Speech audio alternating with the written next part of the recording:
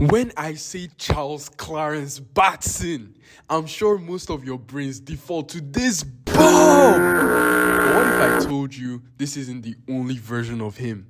That somewhere out there, there's a better, more honorable version of this man who eventually went on to be Captain Marvel and ended up giving his life for his children and for the greater good. Today, we look at the time where Billy Batson didn't have to grow up on the streets. He was in a nice house with his mom, dad, and sister. But here's the twist.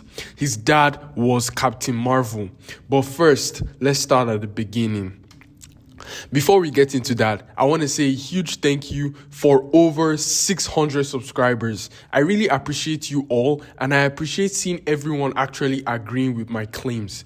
I like all the debates that sparked in my comment section, and I'm happy with my new community. I hope we can keep growing and our voices can keep being heard, so one day we can have a run as beautiful as the power of Shazam for our favorite character, Captain Marvel.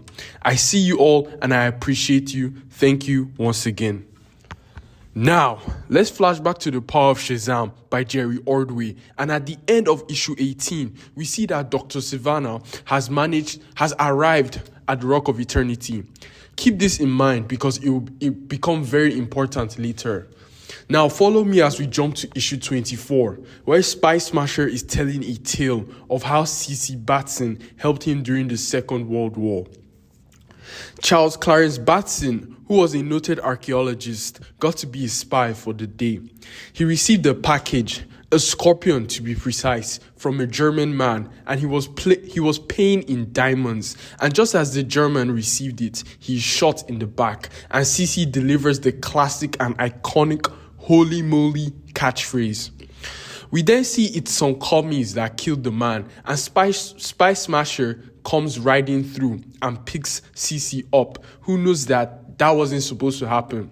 He says Spy Smasher told him that there wouldn't be any violence, just an exchange, the gems for the artifact, and that the commies killed that man, with Spy Smasher saying that's why they're the bad guys and he should hold tight because they're in for a bumpy ride. We then see that they are trying to get to England with the Scorpion, but the commies have set a roadblock for them. And so Spy Smasher evades it and warns CC not to drop the Scorpion or he'll make him go back and pick it up, which is insane, I wouldn't lie. And so they go off the ramp and they are flying like the cow that jumped over the moon while being shot at, and they land in a body of water. Obviously, CC is just an archaeologist, so he isn't built for this, and so Spy Smasher saves him and takes him to his ship, which they would then use to rendezvous with a British freighter.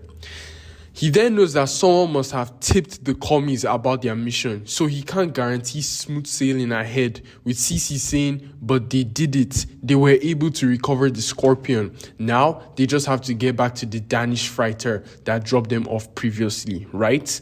With Spy Smasher saying that was the original plan, but since someone tipped the commies off, they can't count on anything.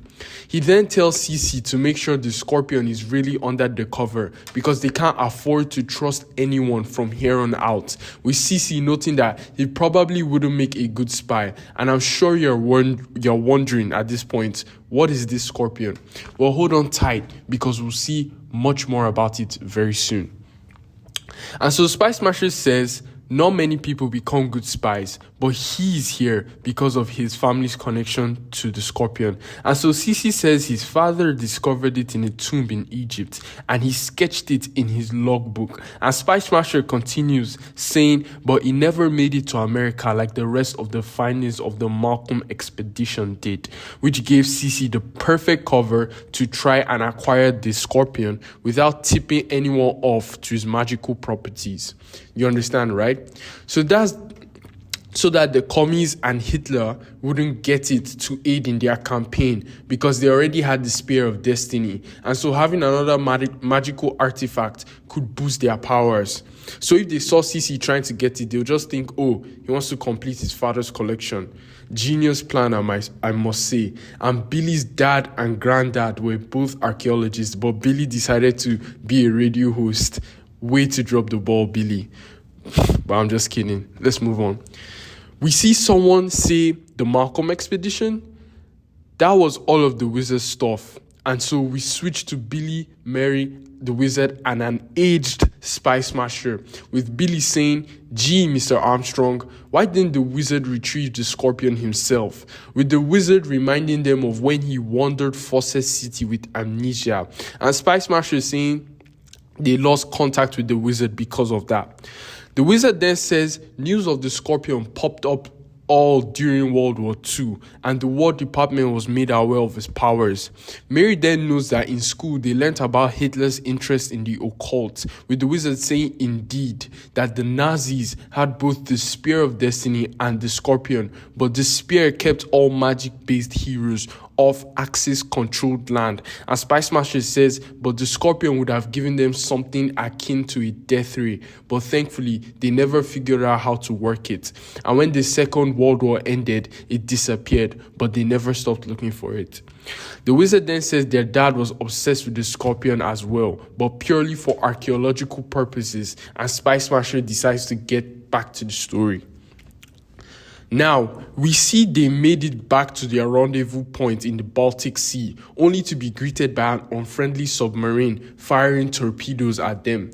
Miraculously, they missed, though their own sub was rocked by the concussion of the explosions, and so Spy Smasher tries to fly his sub because it seems like it doubles as a plane, but their fuel gauge was empty, so they had to lay her down and leg it. He tells Cece to hold the artifact carefully and that he saw a farmhouse from the air and that's their destination. As they arrive there, Spy Smasher, can I just call him SS from now on? Like, his name is too long for real. And so SS said he would check this car for fuel and that Cece should distract whoever is in the house, if anyone is in the house. Spy Smasher's instincts then tell him something is wrong. They're in the middle of the forest, but it was deadly silent. Where was the chirping of the birds? He tries to get to Cece, but he vanished and the door closes behind him. And before he knew it, guns were pointed at him and it was obvious they'd fallen into a trap. And so we are introduced to Baron Blitzkrieg, who fought the All-Star Squadron during the war, with Baron noting that they are still in the war and that he fights for his homeland split in two by Spy Smasher's allies, and that SS and CC got to the Scorpion just as he was closing in on it, and he asks them to hand it over. We then switch to CC, who is with a girl who urges him to hide because her parents were killed by the soldiers so they could lay a trap for both him and Spy Smasher. But CC is concerned about Spy Smasher, with the girl telling him that he must save himself and he should follow her. CC reluctantly follows her and she asks if he has a weapon. He says maybe, that the Scorpion is supposed to have some kind of power, and so she tells him to hurry. He then unwraps the Scorpion and says holy moly, the legs were bent inward to make the parcel smaller and it's been ruined. But when he looks at it closely, he says these are ball joints crusted over with age. If they were meant to be adjustable, maybe the lenses can be lined up for some kind of focusing effect. And so the soldiers have entered the house and are searching for Cece, and he says here goes nothing. Just then, we switch over to Baron Blitzkrieg and SS, and he asks how does a diehard swastika-wearing anachronism like Baron Blitzkrieg fit into the Soviet picture, and the Baron replies saying they need leaders such as himself to do their dirty work, and these soldiers are more loyal to him than they are to the Kremlin. He instructs them to hold their fire, and so Cece and the girl are escorted out by the soldiers. And so the soldiers are playing with the Scorpion, but then we see the sun glinting off the lenses, and the soldier jokingly says, "Bang, bang," and mistakenly incinerates one of his own, which gave Spy Smasher an opportunity to break free. And he instructs Cece to get the artifact ASAP. He then gets the Scorpion back and the girl kills the soldier and Cece is distraught. Now, pause. So far, all we have seen of Cece, is it not like it's Billy we're looking at? From his looks, to the way he talks, to his disdain with killing, which once again shows how it was Billy's parents that laid the groundwork for what he would become. Remember the saying, charity begins at home. Who we are today is shaped by what our parents did for us at home. Same thing with Superman and Pa Kent. Same thing with Spider-Man and Uncle Ben. We are who we are because our first form of socialization, which is our parents. Moving on, we then see a shadowy figure and the amulet Theo Adam used to gain Teth Adam's abilities, and we see Billy cracking jokes about how his dad made a sloppy secret agent, with Mary jumping to his defense, and SS chimes in saying in their situation is kill or be killed, and the so-called farm girl understood this all too well. Billy goes on to ask, what does he mean by that? And SS says he will get to that, but he doesn't fault their dad for refusing to kill, but he could have saved him from a few broken ribs and a skull fracture, courtesy of the Baron. Just as he says that, we see that something is going on with the wizard Shazam. And as SS and the kids keep talking, we see that the wizard is fading out of existence, but no one seems to notice. We then cut back to Baron Blitzkrieg putting belt to ass on Spy Spatcher as he's expressing gratitude that his men are dead because there will be no witnesses to the Scorpion's effectiveness or whereabouts after he claims it. But just then, the farm girl turns it on him and he turns around to see his truck heading straight at him with Spy Smasher in the driver's seat. The farm girl tells Cece to get out of the way and he stops her because she was aiming at the truck, meaning that she's one of them, and Blitzkrieg tanks the truck's hit. The girl falls down and hits her head on the rock and dies, but then SS tells CC to get the Scorpion and forget her. SS says he got a container of fuel before he rammed the Baron and was about to head back to his ship with it when Baron Blitzkrieg hit him like a ton of bricks. He then says CC will pay for killing his... The Baron says CC will pay for killing his accomplice, but after he teaches him how to operate the Scorpion.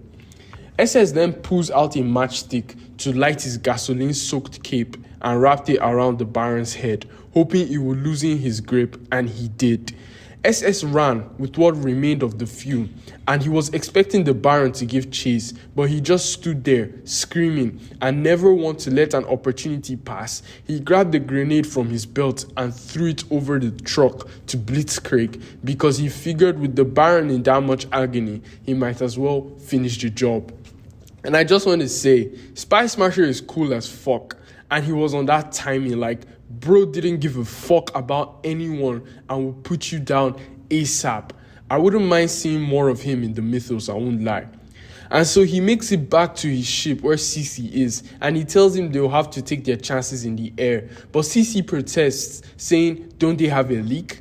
And so Spy Smasher asks for some gum, and so he plugs the hole with chewing gum, and he says it will have to hold, but CC should keep the Scorpion handy in case they encounter some resistance. And so we see CC contemplating why the girl killed the soldier, considering she was working with them, with SS saying that the soldiers were expendable, and they probably wanted the Scorpion for themselves, and that CC should keep it ready just in case of anything. He then says he didn't know it then, but CC removed a critical lens, rendering the Scorpion useless as a weapon. CC felt that neither side needed it in addition to all their atomic bombs, and the Scorpion would have made Blitzkrieg a major player, maybe even leading to World War III. And so Mary asks, why did the little fire make the Baron freak out? And so SS says he was once a commandant of a Polish concentration camp, and he had acid thrown in his face by a prisoner. That memory made him prone to hysterical blindness, and Billy notes that the flames made him relive the acid attack all over again. And so Mary asks, where might the Scorpion be now? In a government warehouse? And SS says no, that they returned it to a fellow named Shazam. And so we see a voice asking SS, what tall tales he's telling the children. And lo and behold, CC Batson in the flesh. And SS asks how long he has been standing there listening to them. And he replies with, long enough. He is the curator of the museum after all. He then tells the twins that their mom is making spaghetti and he promised her he wouldn't be late. They run to embrace their father, and that's where this issue ends. One issue, and it's better than most of the stories of Captain Marvel are today. Oh my God, the ball has dropped so low. Now we pick up in issue 25, and just from the cover alone, we can see there's a new Captain Marvel in town. And I must say, I think this is Jerry Ordway's art. And if it is, the man outdid himself. It looks phenomenal. And remember what I told you about Savannah at the start. Yeah? Keep that in mind, because we will find out what he did soon. So right off the bat, we are taken straight into a fight between Ibak and Captain Marvel. And we see CC taking a beating from Ibak. And as Ibak is monologuing, his wife pulls up and she makes Ibak say uncle, or in this case, his magic word, and he de-transforms back to his mortal form. We see some figures spectating and making comments about the fight, and we find out it's Billy and Mary. We see the Marvels fly away, and Billy and Mary then go to meet their parents. We finally pick up with the Wizard, who faded out of reality in the last issue, and he is trying to find his bearings. He says it's all wrong, that someone has meddled with the natural order of things, that Billy's parents were murdered years ago in Egypt. Now I want you to pay close attention to what the Wizard is saying here and doing right now, because I will have commentary at the end of this video, and best believe, like I do in all my videos, I will enlighten you once more. He then pulls out his historama, which is basically a magical scrying device owned by the wizard Shazam. It is located in the Rock of Eternity, and it allows its user to look across time, space, and different dimensions. So he pulls out the historama to show him what happened at the Temple of Abu Simbel, right, where the Batsons were supposed to die. He notes that the scarab is still attached to Teth Adam's coffin, meaning Theo Adam wasn't there in this timeline, but the chamber still collapses even in this timeline. If you're confused and you want more information on who Theo and Teth Adam are, be sure to check out this video in your free time. And so Cece and Marilyn are about to die, but the wizard appears to them and tells them to say his name. Say Shazam quickly, and so they do, and they are spared from death. The wizard is watching these events play out, noting that his subconscious already wants to accept these false memories, but he will not allow it. Keep listening to all of this that the wizard is doing. It will become important at the end of my video. He knows that because he's living at the Rock of Eternity, where time holds no sway, he might be the only one who remembers the original timeline. And so he asks his historama to show him Theo Adam. Again, if you want to know more about Theo Adam, be sure to check out this video. Give it a try. So we see that in this timeline, Theo Adam did his work for Savannah and he got gain from it. Savannah instructed Adam to stay away from the Batsons because his involvement with the death of the Batsons is what made Savannah lose money and lose his company in the original timeline. So yeah, it tracks. We then see that Savannah is a politician and is running against Sterling Morris. He then charges Theo with a job to permanently deal with his campaign manager, and so we cut back to the Batsons. Cece asks Marilyn if she'd like to join him in the jacuzzi, and she knows that he hasn't slept in days and he will probably fall asleep during dinner again. And we see Billy and Mary living the lives they were meant to live, having fun and only caring about a TV remote. We then see Billy's evil uncle Ebenezer, who was the one that kicked Billy out in the original timeline. And so Cece tells him to go easy on the kids. And Marilyn tells him that if he's not happy, he can always leave. But he cuts her off and starts talking about finances. Cece and Marilyn are then talking, with Cece explaining why they keep Ebenezer around, because he is his brother after all. and the house was left to both of them, even though Ebenezer could probably get his own place. And that it's not about money, but Marilyn knows that with Eben, it's always about money. And she doesn't get how two siblings can be so different, and they embrace in a lover's kiss. Sarah Prim, who is Theo Adams' sister and the babysitter of Mary in the original timeline, then interrupts them, saying she's preparing dinner. They now have a playful banter as Cece leaves to go meet Mary. He asks her what she's watching, and she says PBS, and he notes how she must have beat Billy to the TV remote, and she tells him that Billy is in his room with his action figures. Cece then goes to see him, with Billy asking what it's like to fly, with Cece saying it's just point and go, like in your dreams, and it's so exhilarating that words can't describe it. Billy then asks what happened to him with Ibak, because Ibak made him look like a chump earlier, with Cece saying that he guesses helping the Red Cross might have dulled his edge. Then Billy notes, what if his mom wasn't there? He might have died. And Cece tells him not to go down that road, because at the end of the day, she was there. He goes on to say that when they accepted the powers of the wizard, they did so to help alleviate the suffering of people worldwide. Once again, this proves only worthy and selfless people can possess the power of Shazam, not just meant for any kid on the block. I'm looking at you, New 52. He then goes on to say that the responsibility of having these powers is not accepted without sacrifice from all of them. And he asks Billy to make sure if he is still okay with him being a superhero, and says both he and Mary have but to say a word and they'll tell the wizard to find someone else. True heroes right here, unlike those kids from the New 52. Do you know how they were acting once they lost their powers? If you want to see that, kindly check out this video. Billy replies saying they still support their parents and he was just worried is all. And he guesses he's beaten Ibak so much that he was bound to get the jump on him this one time. We then see the full Batson family gather for dinner and they're just having a nice chat when the phone rings and Cece gets it.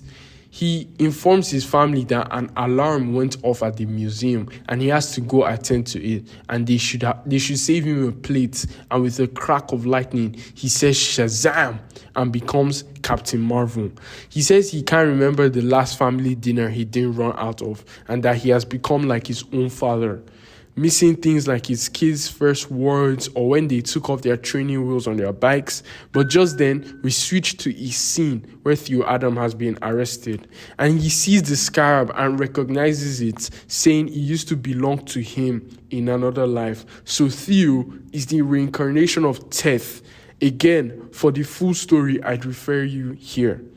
We then switch back to Captain Marvel, and he's getting an incoming transmission from the wizard, who tells him to put his task on hold and bring Thaddeus Savannah to him, that his bodyguard has been arrested at the museum and he should be secretive but retrieve Savannah with force if he must. And Cece deduces that the wizard doesn't regularly take visitors, so this must be important. He then abducts Savannah, telling him that his mentor would like to speak with him. Savannah then accuses him of kidnapping and that he will pull charges on the captain, and so they make their way to the Rock of Eternity, and Uncle Dudley even makes a quick cameo. They then make their way to their destination, with the wizard telling Cece to leave, that what has happened is between himself and Savannah. He does so, and Jebediah introduces himself, saying he is Shazam, and he suspects that Savannah has been here before. Remember when we opened up with issue 18 and the wizard, he suspects that Savannah has been here before, which is a callback to when we opened up with issue 18. The wizard continues saying, let me cut to the chase. Savannah has altered the time stream, cultivating it to his benefits, and he says that atop the Rock of Eternity, he can see all that has been, and he knows this reality never existed, that he is no politician nor a successful businessman, but rather an evil, twisted wench bent on destroying all the good done by the Marvels. Even the orphans of Cece and Marilyn know no peace because of him. And Savannah defends himself, saying, Batson, the parents are alive and are noted archaeologists, and they run the museum, not broken by tragedy, but thriving and successful. If what he is saying is true, then they have benefited more than him, that the kids are better off in this timeline than the main one. He goes on saying, can't the wizard admit that he might not be the same man who he claims acted against the family? Egads, if he is as high and mighty as he purports to be, the power to put things right is literally at his fingertips. He knows the Batsons are better off this way, and he can't bring himself to change that, even though deep down he knows it's wrong, and the wizard concurs. Savannah then begins to take his leave, telling the wizard to do what he thinks is right because he has a city to run. But unbeknownst to them, Cece was still there, eavesdropping the whole time, and now he's having an existential crisis, akin to characters finding out they're in a video game or a simulation or some shit. He then wonders what kind of an adoptive parent his brother was to his kids. He goes on with his existential crisis, noting that the wizard is hardly wrong or rash. So where does that leave himself and Marilyn? Shazam himself is deep in thought, noting that Savannah has crafted a Pandora's box, one that works in reverse. He says, indeed, this Pandora's box he dares not to close, else Billy and Mary would lose their parents once more. But just then, a shadowy figure appears and tells him that he must. The longer this timeline is allowed to grow, the harder it will be to eliminate without major damage to the time stream. So what do you know? Shazam and Captain Marvel did Flashpoint first before it became popular. First hero to have a villain group. First hero to have a long-form serialized storyline. First hero to have a super family. First female spin-off character to headline her own solo comic book series. First hero to outsell Superman and break his monopoly on the market. First hero to shout a word and be transformed into something else. First hero to have his own live-action movie. For a character who has a lot of firsts, he has been so shafted and disrespected, it's unbelievable. That he laid the groundwork for things that are so casual and loved by fans today. But hey, when life gives you lemons, make lemonade. Moving on to chapter 26, and once again, I must commend the artist of this artwork. This is insanely beautiful. These are the kind of covers you print out and frame and hang on your wall. Wonderful piece of art right here. And so we pick up with the cover of a newspaper where we see that Cece has beaten a man to death, apparently, and he was accused of doing so by Theo Adam. And so we pick up with none other than Freddie Freeman, the newspaper boy, and he says it's a frame up. That's the only explanation. Either that or the guys had it coming for them. And the bystander comments saying sure, Freddie would stick up for him as Captain Marvel saved him from being killed by Captain Nazi. Once again, I say this, they need to bring Cap Nazi back into canon just because he literally creates Captain Marvel Jr. He's essential to his origin. Another person comments maybe the mayor set all this up, with Freddie agreeing, saying Savannah is a slime ball, and have they been listening to what his opponent has to say about him? And so they all get into these big old arguments. Marilyn then purchases a newspaper and Freddie tells her he believes that Marvel is innocent, and she says she does believe that as well. He then asks her to greet her family for him, and she gets in her car on her way to her house. It seems like they have public identities, and she decides to go home to keep Mary and Billy out of the scandal their dad is involved in. But Mary says she doesn't care, that Cece needs them and he must be so lonely, with Marilyn saying she wants them safe at home and is what their dad would want and that he's innocent. We then move to a scene of Savannah at the press conference where he's framing Cece Batson, with the reporter making note of Savannah exposing the Captain's Marvel secret identities because there has been a gentleman's agreement between them and the public to keep their real names out of print, with Savannah replying that he was booked under that name. But the reporter asks again, that doesn't exposing them like this put their children in danger, with Savannah exploding, saying CC should have thought of that before killing his campaign manager and crippling his bodyguard. The reporter then rushes to leave and warn the Batsons that the media is about to out their secret identities, because once that happens, every nut with a grudge and a phone book will come calling. The nanny tries to cheer up the twins, and she informs Marilyn that the reporter called to warn them about their identities being made public, and 4 news stations have called for a quote already. Marilyn then says Savannah has had a grudge against them ever since they refused to turn over the artifacts from Abu Simmel over to him, with the nanny saying that Savannah and her brother did this, and though Theo may be blood, he's evil, and the Batsons have been so good to her. And so Marilyn then tells Ebenezer to be strong for the nanny and the twins, because by noon, the whole world is going to know that she and her husband are the Captain's Marvel, with Eben protesting, and Marilyn objects, telling him to be a man for once in his life, that his brother and the kids need him. He's their godparent after all. And what will he do if something happened to her or Cece, that the kids will become his responsibility? She then tells the twins not to open the door for anyone and that she'll be back as soon as she can. And so she says Shazam and she bids them farewell. The scene shifts to Crowley Penitentiary, where an officer is delivering a package to the mortal version of Ibak. And once they open it, it was a pre-recorded voice note of him saying Ibak, which transforms him. And so I stand corrected. In one of my older videos, I don't remember which one in particular, I said I thought it was stupid that you would just play a voice note of Billy saying Shazam and it transform him, but clearly it works. Moving on, Ibak breaks out of prison and we see Savannah chilling with his Za.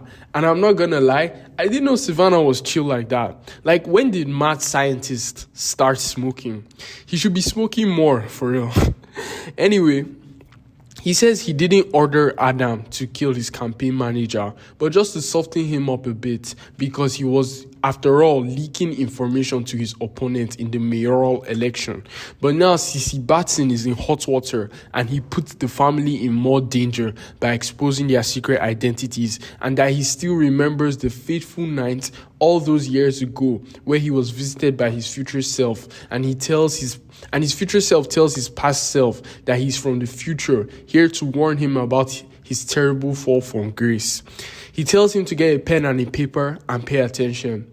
He carries on saying his future self dictated a list of things to do to ensure their success, and then he vanished. And he says it's a list he still abides by today. And he thinks to himself that Ibak should be free by now, and per his contract with him, he should be on his way to eliminate Theo Adam and remove him from the picture. The scene switches to the Batson household, where Mary and Billy and Sarah are engaged in a game of Monopoly, with Billy noting that Mary always wins. Then the doorbell rings. The twins note that Sarah is taking a long time just to check the door, and so they go and see what's up, only to see the nanny lying on the floor outside. And when Billy turns around, he sees none other than Ibak, who says the nanny must have fainted at the sight of him. Billy immediately goes from 0 to 100 and moves past Ibak, locks the door and grabs Mary and begins to run upstairs. They hide in their parents' closet, and Mary doesn't like this hiding spot, but Billy uses his battle IQ. For all of you who think Billy is just a boy, he's too inexperienced. He needs more training. Watch him cook right now. But before that, let's pick up with Cece. So we see a cop asking Cece to defend himself, that he knows Theo Adam is a thug and is lying through his teeth. But Cece says, doesn't he get it? That nothing matters anymore. He isn't even supposed to exist because he's still having an existential crisis. The officer asks him to snap out of it again, even slapping him, but broke his wrist in the process. And Cece says that's how Theo sustained his injuries. And so he begins to narrate what happened that night. He said it started around 4 a.m. He was standing on the roof of the museum trying to come to gripes with some bad news he had just received. That's him finding out that this is an altered timeline. Then the sound of a crowbar on steel snapped him back to reality. And we see Theo and Savannah's campaign manager here. Cece continues, saying that Theo Adam and Walter Grogan were breaking into the Egyptian wing of the museum. Adam set off the alarms earlier but was escorted home without involving the police. Oddly, this time, there were no guards and no alarms. And so we see Adam breaking the casing of the scarab, and then he goes on to kill Walter. And so Sisi arrives on the scene, and Adam decides to rush him, but his bones break upon impact with Sisi. He grabbed Adam in the bear hug to prevent moving, but he kept thrashing around and continued butting his head on Sisi till he knocked himself unconscious. Then that's when the guard showed up. The officer then asked Sisi why he didn't tell this to the officers who arrested him, and once again he says he isn't meant to exist, so what's the point? And with some time to think, he realized that he had one final mission before he accepts his fate. Then we move to Marilyn confronting Savannah. She asked him what part he had to play in the framing of Sisi and what Adam was doing in the museum in the first place, with Savannah saying he never wanted Adam near her or her family or the artifacts, that everything is unraveling. Marilyn then tells him to call another press conference and denounce Theo Adam, with Savannah saying he was about to do that. Then she punches him for putting her children in danger. Pause. So far, what do you think of the parents? Isn't this better than what we got in this run and in the Shazam 2018 run, the Rebirth run, and in the 2023 run? Don't you agree that someone needs to restore these guys back to canon? Anyway, I digress. Moving on, we are back at the Batson household where Ibak has taken a hold of Ebenezer, and Mary comes out clad in a Captain Marvel costume and tells Ibak to unhand their uncle before they make him do it. Obviously, Ibak isn't taking them seriously, and Billy comes out in a Captain Marvel costume as well and smashes a bat against Ibak, but there was no effect besides making him mad. We then see their plan in motion, which is they are trying to bluff Ibak by making him think they have powers, that they are Lieutenant Marvels, and it's actually working. Like, these guys have Ibak stressing right now, and he turned tail and ran, which is crazy. And so we see them having a breather, and like I said, for people who think Billy is dumb, this is a version of him that grew up with his parents, and look at how crafty he was. Talk less of a version of him that grew up alone on the streets. We then see that the wizard Shazam is peering in on the events transpiring, and the shadow from last issue says that he isn't here to discuss them, with the wizard saying that the children are central to the problem, are they not? They suffered terribly after the death of their parents. Billy had to live on the streets alone, believing his sister to be dead, their innocence and childhood lost, and this man wants the wizard to return them to that existence. And the man replies saying he only asks that time be put back on his correct path. This fairy tale affects the lives of millions, and he asks what kind of timekeeper the wizard is. And via Shazam, we find out that this mystery character is Rip Hunter, because he tells him not to impugn his actions here, because his linear men have been known to bend time to their own causes. These people are family to him, and he will not rush to judgment here and now. This is something Mama Raga can never do, by the way. He'd sooner turn on Billy than do this, for real. Hunter replies, telling him there are ripples emanating from this Savannah incident, and he won't be contained in Fawcett City for long, and he tells him to pull the plug now or he will. The deeper we go into this story, the more and more it's sounding like Flashpoint, no? And just then, Sisi appears saying he would do it. To the wizard's surprise, he asks him how much of what they said he heard, and he replies saying enough to know that only he can set things right again. Dad of the year right here. Hunter tells him to do that, but to remember that the linear men are watching him to ensure that he doesn't mess things up. And immediately the wizard asks Sisi if he knows the sacrifice this entails, and he replies with he and his wife cease to exist, and that he understands it clearly. But he asks the wizard if the children must suffer, that didn't they provide for them in their wills? And the wizard replies saying the more he knows, the greater the temptation to change things will be for him. He goes on saying he won't lie. They both suffer, each in their own way, but the bond born out of that adversity is truly something to behold, and they carry so much of their parents in them, with Sisi charging him to watch over them as they prepare to send him out into the time stream. And so the wizard prepares a map for him that will take him to the moment where Savannah first changed things, just over 4 years ago, before he and his wife left Fawcett for Abu Simmel. The ripples his actions caused allowed the wizard to pinpoint the precise location in time where it first happened, and he bids the captain farewell, with Cece swearing he won't fail, but then an idea sprouts in his head. Now that he has access to Savannah's whole life, he can keep him out of his family's life, both permanently and retroactively, and this is where the chapter ends. It's been exciting so far, no? And I hope you see how much influence Cece and Marilyn had over their children. That's why they are so worthy. Sure, yes, it's on their own part. Billy and Mary are worthy normally, but their parents laid that foundation for them. Now, we pick up in issue 27 and look at this fantastic art again. These guys always outdo themselves, I must say. The colors and everything, the message the cover is conveying just makes me want to rush into this issue to see how it all ends.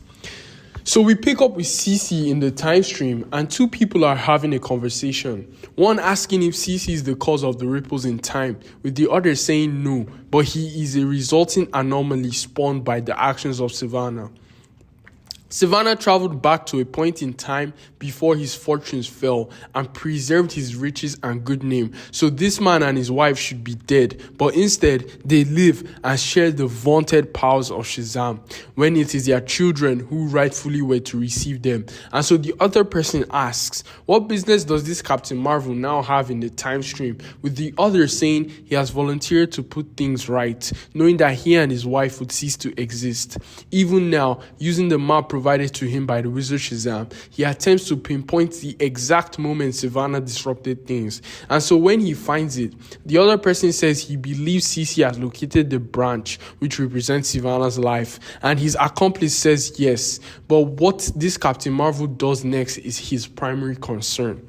And as they watch on, he says he suspected this. The temptation to meddle is too great. He's proceeding to an entry point years earlier than he was directed to. Rape Hunter says he waited for Shazam to correct things. Now he allowed this one to deceive him. He must. But he's interrupted by Wave Rider, who tells him to do nothing and to just observe. It is what they do best. Savannah got through the time stream on his watch, and he makes no judgments against him, but he should let this man control his own destiny. And Rape Hunter says that's a joke coming from Wave Rider, as he has made countless anomalies through his own misuse of the time stream. And Wave Rider replies saying that may be so, but he merely points out that these are Cece's last actions before facing oblivion, that he must be given the chance to do the right thing. We then switch to Sterling Morris in a car with no brakes, and just as he is about to hit some pedestrians, Marilyn comes to the rescue. She takes his car to the station, where he tells her he was set up by Savannah and informs the detective that the man killed at the museum yesterday was supplying information to him on Savannah, and that's why he was killed. He then says he will have someone check Morris's car for signs of tampering, and the officer tells Morris to wait in his office. Then he asks Marilyn how Cece is doing, informing her that he was in pretty bad shape when they released him last night, which comes as a surprise to her. And then the scene switches to the Rock of Eternity, where Marilyn is confronting the wizard about what happened to her husband. He then tells her to calm down, and he will tell her what he knows, although she might not like what she hears. She tells him not to be cryptic, that she can handle the truth. He then gives her a rundown of the story so far, and she takes it pretty well, using her wisdom to confirm the validity of the wizard's words. He then tells her that Cece is in the time stream, attempting to fix things, and Marilyn realizes that she has limited time and decides to spend it with Billy and Mary, and she thanks the wizard for the truth, and she respects him for that, and she leaves, and all the wizard can do is say he is sorry. We then pick up with Cece, who has gone deep into Savannah's life. For those of you who don't know, Savannah actually married a really bad bitch, as in she's attractive, 10 out of 10, Stacy, right? And don't ask me how. He has 4 kids, right?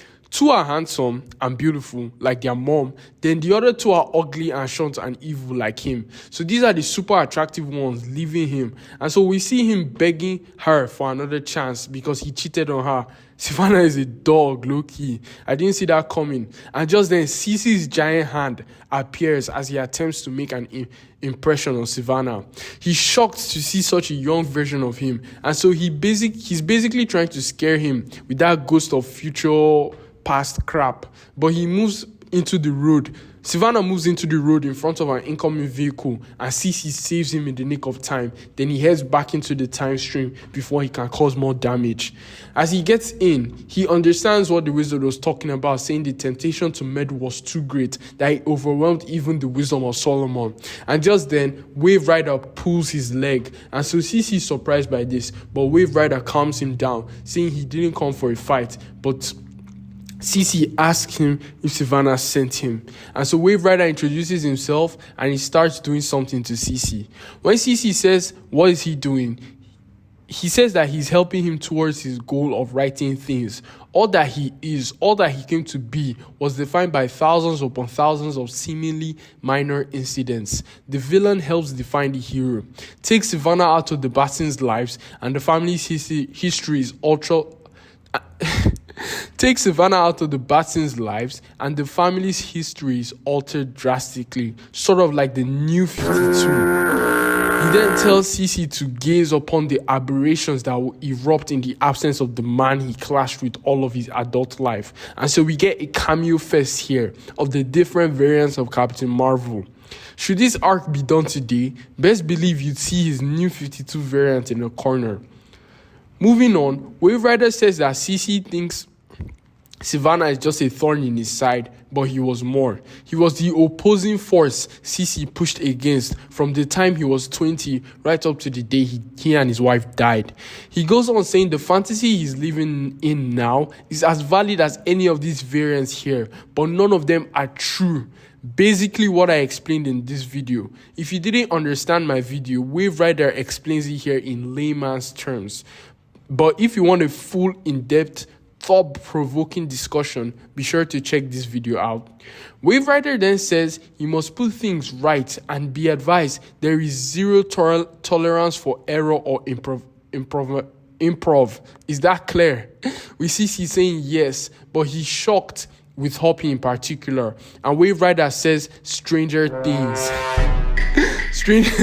Stranger things have been known to happen. And so Cece asks, so his kids become the Marvels and they don't suffer needlessly without he and his wife. But Wave Rider just looks at him. And so he goes on saying they provided for the kids, even amending their wills in the event that they died. In the event that Ebenezer wasn't able to take care for them. And so Wave Rider decides to show him a moment in time where he asked Ebenezer for a favor. And so it was the alterations to the will they made. Cece asked Eben to mail it out, but he never did. And so the old will where Ebenezer gets all the money and all the assets is still in effect. Cece is mad about this, saying his children are everything to him and he won't leave them vulnerable, that he'll just go back in time. But Wave Rider stops him there, saying that the main timeline already has an event parallel to what we just saw with Eben. So it's basically set in stone. And so Cece asks, but can they somehow affect the future? And Wave Rider says, when he completes this task, he'll find a way to help his cause. But should he alter history even a little, he will personally send him to oblivion, which is fucking crazy. Like, I wouldn't want to piss off Wave Rider for real. And Cece departs, saying that on his word to help Billy and Mary, he will set things right, because at the end of the day, it wasn't about him or his wife. It was always about the children. We then see Savannah when he first appears to his past self. And just then, Cece pulls him through a time portal, and his past self is startled. And so we pick up in the time stream where Cece is pretending to be Billy's version of Captain Marvel, so Savannah wouldn't suspect anything. And so we see Savannah trying to lose him by jumping into another point in time. And we see Marilyn saying her farewell to Billy and Mary. And just then, Cece grabs Savannah again and puts him back into the time stream. And so the effects are starting to take hold. Time is realigning itself, and Marilyn begins to fade out of existence. She tells the kids to never forget them and to be good to each other as she disappears into nothingness, and Savannah is dropped off in jail. And so we pick up again in the past, just like it was in issue 24, as if we never left. And we see Spy Smasher asking the kids if they remember what he was saying, as he was telling them the story of how their dad helped him against Baron Blitzkrieg to get the Scorpion. And so Billy and Mary are just regaining their bearings, and the wizard Shazam appears just as CC did at the end of issue 24. And so Billy and Mary even note this, saying that they just had the strangest feeling that their dad would show up instead of the wizard, with the wizard saying no, it's not weird at all. And then Spy Smasher says the kids miss their parents, even though they've been dead a while. He thinks that it's good that they miss them. They'd be proud of how the children turned out, and he's ashamed that they died young. He tells them that if they need anything, they should holler at him. And so Shazam says they best be leaving before they are charged with loitering. And he thanks SS for sharing the memories of the Batsons on the anniversary of their deaths. He bids them farewell. And Billy said he liked hearing stories of their mom and dad, with the wizard saying there are many more. And just then, someone calls out to Mary, and it's Mr. and Mrs. Bromfield. And so they present a letter that just got mailed to them. And it's a copy of their parents' last will and testament, mailed over 4 years ago. It amends the previous one that assigned custody of them to Ebenezer and all their assets. And so Billy asks, what does it mean? And they say it names the Bromfields as alternatives to Ebenezer. And after hearing what Ebenezer did to Billy, they can legally adopt Billy so he can once again live with Mary. Because from the start of this Power of Shazam book, Billy had been living on his own, then the wizard joined him, and now he's moving in with the Bromfields. And so the wizard returns to the Rock of Eternity because Ibis the Invincible was standing in his place as caretaker. And so Billy is going to be living with the family. And so since Billy is going to be living with the family, Shazam says that he is no longer needed. He no longer has need of his physical body that Ibis created. And so Ibis uses his Ibis stick to relieve him of his corporeal form. He says he's grateful for his time in the sun, but it is time for him to resume his post at the Rock of Eternity. And so Ibis, being free, decides to seek out his ex, Tala, and beg for her to take him back. And so he bids Shazam farewell. If you guys are interested in Ibis, let me know. Maybe I can do a video on him. The long and short of it is that he was an ancient Egyptian prince like Teth Adam, who was given the Ibis stick by the Egyptian god Thoth.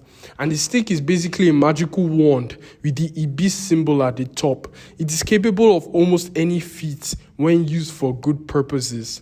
Its capabilities include magical fields, teleportation, conjuring objects out of thin air, and performing magical spells. It will glow in the presence of evil and will be ineffective against most black magic. So you see, that's why he could be the caretaker of the Rock of Eternity, because he was basically OP as fuck.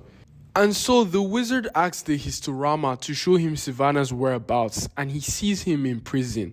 He then asks the Historama to show him Billy Batson, and we see him preparing to move in with Mary and the Bromfields.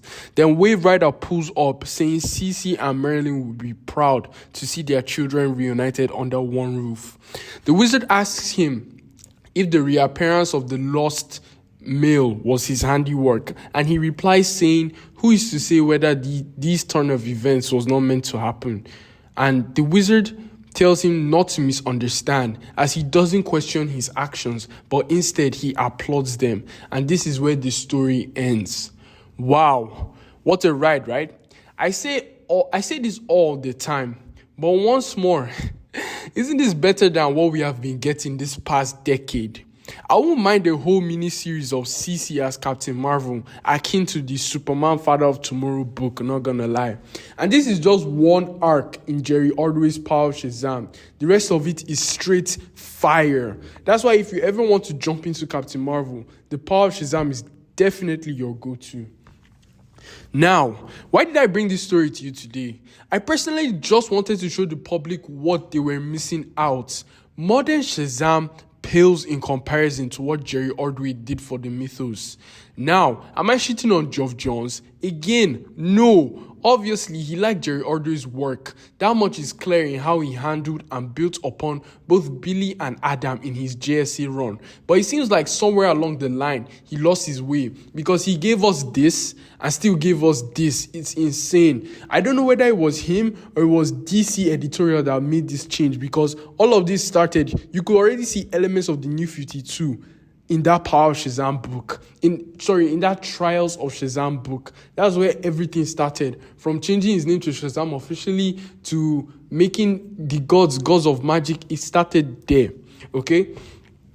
And so Jerry sat down and took the work of Shazam from the 40s, the 50s, the 70s, and he reinvented and built upon it and gave us this fantastic world that was magical and scientific and time travel trippy. But Geoff Johns destroyed all of that to give us a strictly magical, deadbeat parents and dumb boy in a man's body.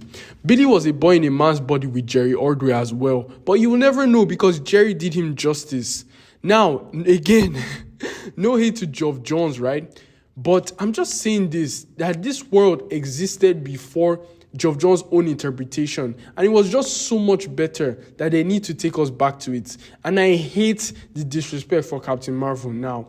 He has contributed a lot to fiction and pop culture, but it's his mythos they want to switch up. You don't see any writer touch Uncle Ben and J. Jonah Jameson, no matter what continuity. You don't see anyone touch Perry White and Pa Kent. You don't see anyone touch Commissioner Gordon and Thomas Wayne, but it's okay when it's CC Batson and the Wizard, huh? It's crazy, and as a fandom, we just need to come together and express our frustrations with the character and the writers, and I swear DC will comply. Isn't their objective to make money? If they so much as tease a new Shazam ongoing with Jebediah returning, people will activate immediately. And now, it's time I reveal how he can come back. Please, and please, if you're a DC writer, or you know someone who's a DC writer, or you're just in with DC, take this idea, I dash you. There is no copyright, take it. I love this character, and I want to see him thrive. So if you guys at DC don't want to think, I'll think for you. From this story, we know that the wizard has awareness over time and altered events. In that same issue 18, where we saw Sivana in the Rock of Eternity, we also found out that the wizard was so close to breaking the fourth wall, but he did realize the reader, okay? And so what happened in DC Rebirth? Was it not because Wally was in the Speed Force that he saw Manhattan? Because time flows differently in the Speed Force, so he was able to see the alterations. The same argument can be made for the wizard. He was probably aware during Flashpoint. He probably saw Manhattan even. So what do we say? Manhattan took him and placed him in limbo. Easy. Now what does limbo do? It makes you forget who you are, and everyone who ever knew you will forget you, and you'll just be in limbo forever. We learnt all of this in Final Crisis Superman, right? And if you want more info on that, check out this video and this one. And we also saw there's a piece of the Rock of Eternity from Earth 5 in limbo. And so you can see all the pieces, right? How all of this can come together and be one good story. And when you reintroduce the wizard back into canon, you can now say Ogar escaped alongside him, that he followed him through whatever method the wizard used to escape. And then you kill two birds with one stone, reintroducing the real wizard Shazam and bringing back a classic, interesting villain, all in a way that makes 100% sense within canon. Do you understand me? If you would like to know more about Ogre, check this video here. And so it's because writers don't care about the history. They just think, boy in a man's body, and give us crap stories. Like, bro, it's not hard to give a good Captain Marvel story. And here's the thing that makes it even better. No fan gives a flying fuck about Mamaragan, so he won't be missed. No one likes the character or has a relationship or investment in him, and he's always missing from canon. So bringing Jebediah back won't affect anything at all. Plus, it can fill the role left open by Mamaragan's absence, in the sense that the wizard is supposed to be the mentor for the champion, but Mamaragan is literally just non-existent, which also gives people the feeling that Superman should be Billy's mentor, which is just wrong, because A, the wisdom of Solomon, B, his patron gods can literally talk to him. and they have more to offer him than Superman. And see, that mentor role is literally reserved for the Wizard. I don't understand why he's just non-existent in canon. Like, I hate the current state of the Shazam mythos, and I feel like it's a spit in the face of all the work Jerry Ordway did. And I know writers will reinvent the character. Heck, even I did in my original storyline, which I'll be pitching to you soon. But they changed everything about this character down to his fundamentals. It's crazy. It's basically an altered reality like Wave Rider described. But I digress. And so guys, I'll be ending the video here today. I hope you had fun seeing how cool Billy's dad is, as he was the Captain Marvel that never was. And yeah, stay tuned for more. Have a fantastic day, and I need some water. I just talked for 1 hour straight. Fantabulous.